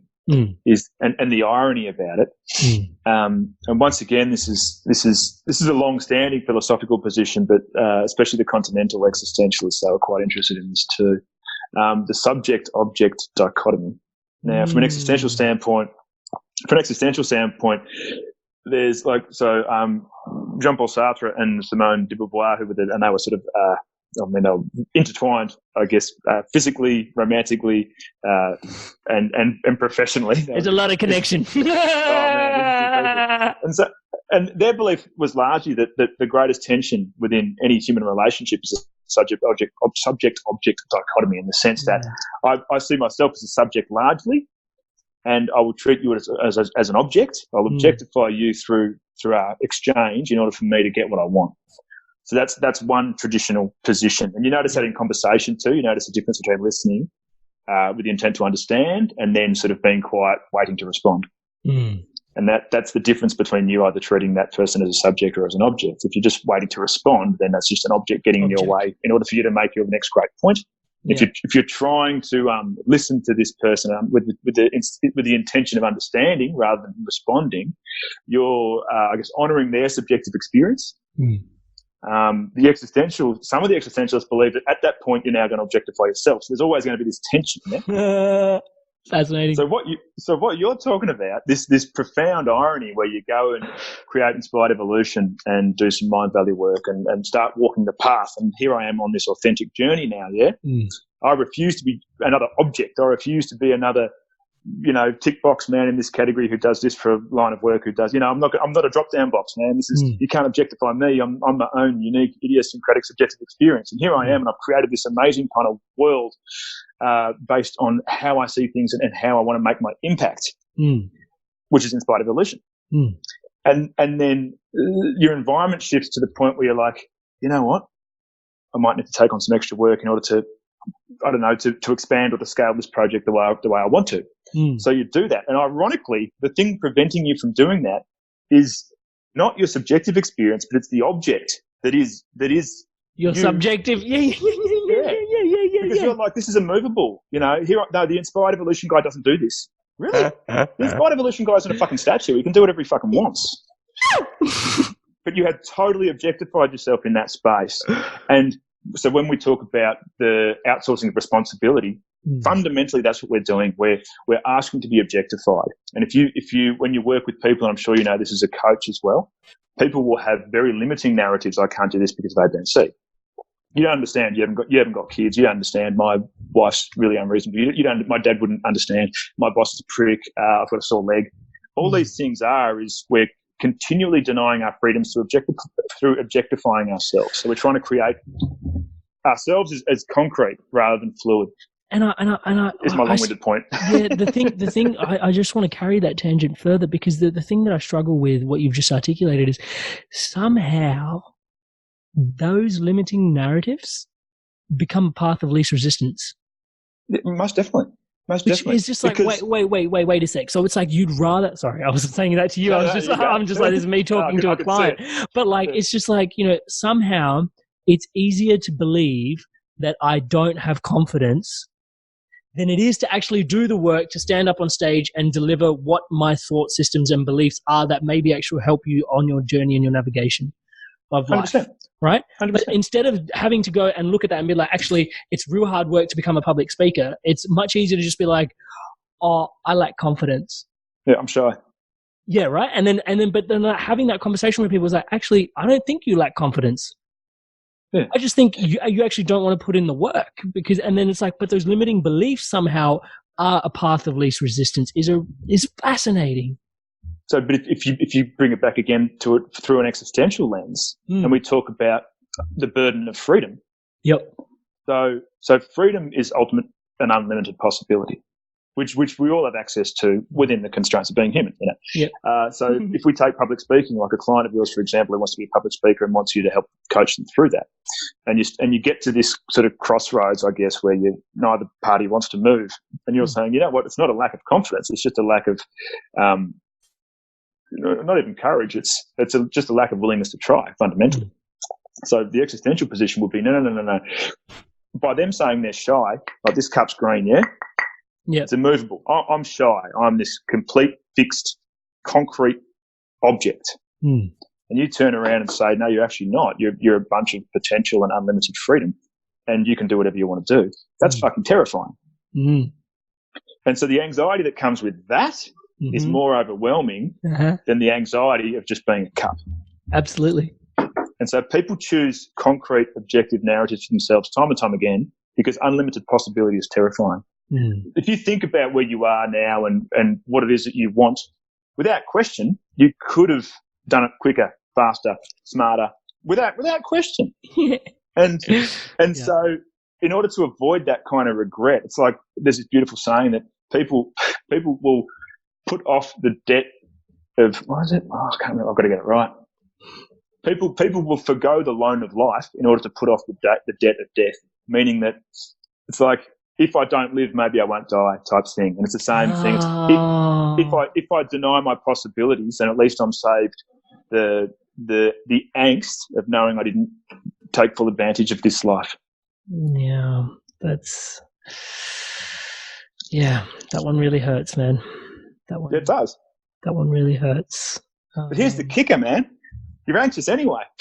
You might as well fucking go for it. And that's the existential position. Like you're anxious anyway. You can't avoid it. We're all anxious. Yeah. So learn to play with it and learn to understand it. I'm already anxious. Am I going to be anxious about whether I left the stove running and do I need to wash my hands again? I'd rather be anxious about thinking, fuck, I'm running out of life. Maybe I should get on with it. I'd rather have that conversation with myself. Yeah. And playful out, Yeah. I love that. So on my mirror written at home is this quote, which is, our deepest fear is not that we are inadequate. Our deepest fear is that we are powerful beyond measure. It's not our light, not our darkness that most frightens us. Playing small does not serve me or the world. There is nothing enlightened about shrinking so that other people don't feel insecure around me. We're all meant to shine as children do. It's not just in some of us, it's in all of us. And as we give permission to ourselves to let our own light shine, we unconsciously give other people permission to let their light shine. As we're liberated from our fear, just our presence alone helps people liberate them from theirs, and just that fun that is invoked and invited in that, it's completely slippery. One of the people that I've had on the podcast previously was like, health is just keeping it slippery. How slippery can you keep it? And it's like, just how subjective can you keep it, and just like keep moving. It's like, take a hit, keep moving. It's, Also, consciousness is future focused. Yeah. Like that's how consciousness is constructed. So we spoke earlier about how if you spend too much time looking back over your shoulder, that tends to be where grief and depression will live. Yeah. And if we look too far into the future, or even, you don't need to look too far in the future at all. If you spend too much time in the future, that's where anxiety lives. What's for lunch, Tony? No, exactly. Yeah. But here's the kicker, is that consciousness is future orientated, yeah? So you and I were texting this morning about kind of, what time do we want to do this? That's future orientated thinking. And we teed this up on Major in the week whenever we teed it up. That's future orientated thinking. Every single thing that you have done throughout the course of this week has had a future orientated motivation to it. That's life is a linear unfolding experience, and Nietzsche would say that it's unfolding. You're always becoming, so you never actually arrive. You're always stepping into the next moment, and as soon as you step into that moment, then the next moment is just in front of you, type thing. And you never arrive; you only die. That's the sort of end point. And so we're constantly becoming. And that's why Nietzsche is quite, become who you are. He's like, you can't be you. You can be in the pursuit of becoming you. You're never going to arrive there. But it's just this playful game that you play where you try and catch up with yourself. Consciousness in the future keeps unfolding. You're never going to arrive. And the real you sits here. So the real me, for example, whatever that is, then the real you, they meet each other, and you and I, how we identify as isolated egos, we're a split second behind that. Because there's this, that we take in the stimulus and then our consciousness gets hold of it and makes sense of it. Yeah. So why take it personally? Because I'm a split second behind reality the whole time. My conscious experience is always a split second behind. And it goes through my biases, it goes through my meaning structures, it goes through my cognitive limitations, and it goes through all the trauma that I've ever fucking experienced before it becomes a conscious manifestation or a thought. Yep. And I'm always a tiny bit behind reality as it unfolds. And I'm always stepping into it. That's going to be anxiety provoking. It's as simple as that, because anxiety lives in the future. So just become at peace with it. Learn that the reality you're experiencing is always slightly distilled, slightly differentiated from the person. I love that. And have some fun with it. What I'm picking up is like, you're not actually meeting the person or the situation. You're meeting the ambassador of the person or the situation. Yes. Let them off the hook. They're just the ambassador. It's just the ambassador. It's not the actual person themselves. It's not. Yeah. It's just my interpretation of what you've shown. And you know what I mean? We're always just that little bit behind. Yeah. I get it. That's just how consciousness is constructed, and it's always in the future. So you are going to experience anxiety. You know you're going to die, so you're going to experience anxiety. You know you're not doing everything you could do in order to make Inspired Evolution the biggest thing it could possibly be, whatever your vision is, because at some other points in time you have competing values, and sometimes you pay more faith or more attention to those competing values. That's a conscious choice, and so rather than dragging yourself over hot coals, just have a responsible a conversation with yourself. That, no, I deemed this to be more meaningful. I deemed having dinner with that friend to be more meaningful than writing the extra paragraph I promised I was going to write on my TED Talk today, or whatever it is. It's just where you're choosing to place your meaning at that point in time, and just stay playful with it. Don't dismiss it, and don't suppress the responsibility of it, but just stay playful with it. It doesn't have to be this hard, man. It's hard enough. I love the conversation you're having about become who you are. That for me is everything. I feel like we're inherently perfect the way that we are, and that's why a big thing that I've come to realize over time, like the podcast start with this, and I realized over time what that really, and I walk out on stage doing this all the time now as well, and I'm like, why am I? And it's like, actually, that's giving me permission to wash all your expectations into nothingness and just me be me, And it's just like, whatever you expect. As a corporate seminar, 350 C-level execs, and then just like, what the fuck is this bloke? And it's like, cool, now that that's out of the way, let's have a chat, and it's like, be who you are. But then the real thing in there that I speak to a lot, and this is work that I love, is I say that, and this is a classic example of it, is when the being and the becoming are both intrinsically, like, the good juju is just in both of them. And so I'll give you a classic example. Like right now, you and I were meant to have this chat for 20 minutes, right? And we've been going for how long have we gone? We said that. We're like, 20 minutes, we'll just supplement the conversation we had. Close to an hour and a half, I think. Yeah. Right. So but the being in the moment is so rewarding. And then obviously having these insightful conversations, what the podcast is becoming on the back of who I'm being right now, is so like that dance. And that's when I find flow states activate. Yeah. Right? Because then it's like who I'm being and who I'm becoming are intrinsically just like we're in it, time dissolves. So like I didn't even realize it's almost an hour and 20 when it's meant to be 20 minutes. Yeah, but legitimately, right? So like that, and that's classic example when you drop into flow, time dissolves, you just go do what you, and things just happen, timelessness and the richness. Amazing. And so the irony is too, because I'm fascinated with flow states too. Been a musician all my life. Yeah. And even therapy, as you know, as a coach, or conversation is flow. When it's when you hit the right points, which is exactly what you were speaking to before. We've become so obsessed with like, who am I?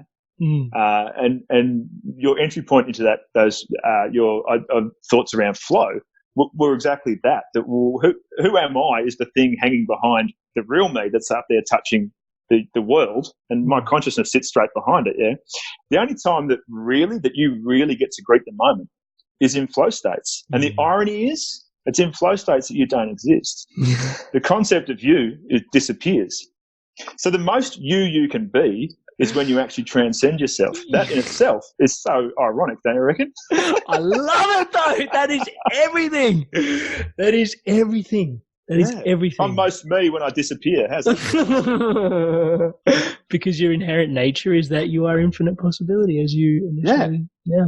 And so if you and I can get out of the way and have a conversation where we both experience flow, we disappear. And that's as authentic an exchange as you're ever going to get. Yeah. That's a whole different ballgame to two isolated egos trying to objectify each other. Yeah. You and I just became the experience. We disappeared, and the conversation was our reality, not me talking to you and you talking to me. It's such a blessing. It's just totally, and often, like, I'm not sure what your standpoint on it is. Agnostic. Yeah, perfect. And so in that conversation, like, people say, "Oh, you believe in God," and I'm like, "I believe," and they're like, "Yeah, but you believe in a God," and I'm like, the only thing about that is what you've interpreted to be God is unlikely to be what I've interpreted to be God. And then we go on this whole conversation, and it's like, I'm just here to learn. Anything that can teach me is God for me.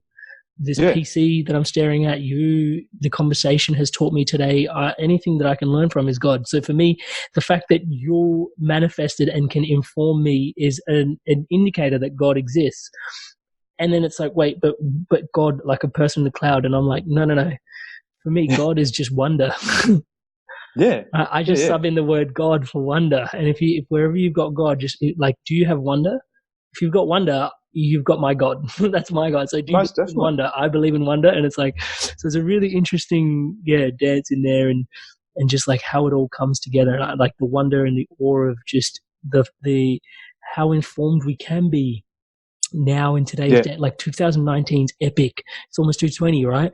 The fact that we can have these conversations around flow and understand these states to get that little bit closer to understanding who am I, what am I doing, and yet still be like eons away from ever figuring it out, but like still enjoying the ride to such a degree, like, that curiosity and the way consciousness is dancing with itself in terms of the way we experience it is just, the wonder. Wonder. Totally. It's like, what's the meaning? I think the meaning is just learning to, it's like surfing. I don't surf, but it's that same kind of thing. You don't understand the wave, you just ride it. Yeah. Like, it's the worst thing I can do as a musician is try and understand music. I just play rock and roll. Yeah. It's kind of, you just get in the tube And I think life's the same. Just learn to play with it. And the work you do, the work I do, and philosophy as a concept, that's just like, it's our instrument to ride the wave of life. That's all it is. It's just to make it more enjoyable and to ease the suffering. Don't overthink it. I love that. Play with it. Thank you so much, brother, for sitting down and sharing your time, your energy with us today. Blowing the budget, man. Blowing the budget, mate. This is what the budget was invented for. It's a watchmaker. I blame the watchmaker. Yeah, this is why we made him to just put springs. No, kidding. But it was a real treat. And I think one of the biggest ones, having this chat around, your anxiety is your authenticity. I think that gap that we spoke to in like fundamentally, like between your behaviors and your meanings, that action piece, like live your truth, like your truth is your actions in motion, is like the biggest key takeaway in around that. The philosophy in and around that, I think it's such an honor, and legitimately, like the Inspired Evolution, like I'm in awe of it, just that it enables me to have these connections, to have conversations with people such as yourself, brother. So I want to thank you so much for being here today. Thank you, sir. And also me blowing the budget, so thanks for holding space for that. And also, bro, like I know it takes a lot of self-work in keeping things as slippery and as subjective as you have. Yeah. So I just want to take a moment to just honor and acknowledge all of that in your past, and as always, wishing you all the best with what's coming up in the future. Thank you very much. Thank you very much. Yeah, for those tuning in, brother, what's the best way to get in touch with Tony? The best way to get in touch with me is to go to my website, which I haven't updated for a long time, which is just tonyjohannsen.com. JOHANNSEN. Facebook, like it's because a lot of my work is with the criminal justice system and things like that. I do very limited private stuff outside of that. Yep. It also means because of the work I do, I keep a relatively low profile. You probably find more about me as a musician than anything else. I am doing some workshops next year, though. I'm going to start expanding further into that private space. And the reason I say private space is because obviously I work within government funding models and things like that.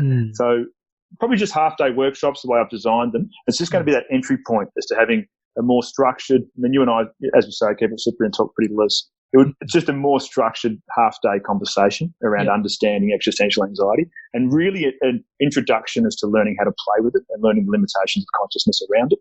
And trying to demystify, I guess, neurotic anxiety, and it's an invitation to live more existentially. So I think March at the moment. I haven't locked dates in. That's what it's looking like. But yeah, just Facebook's probably the easiest way. I'm old enough that Facebook's still cool to me, I think.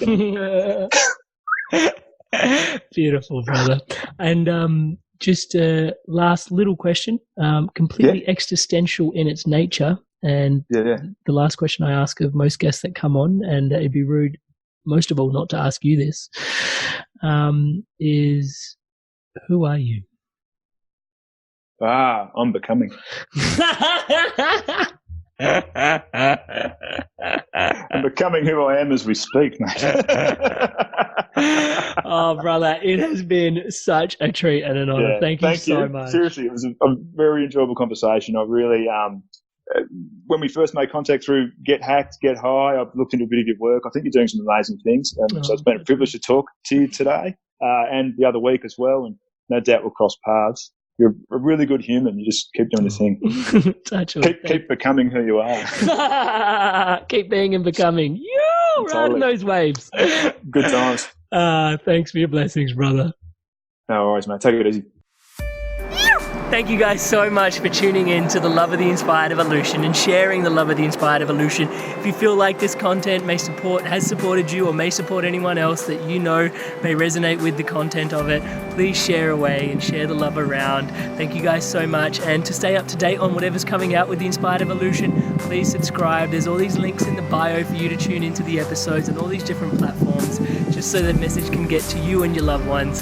Thank you so much for all your love and support. Stay inspired to evolve.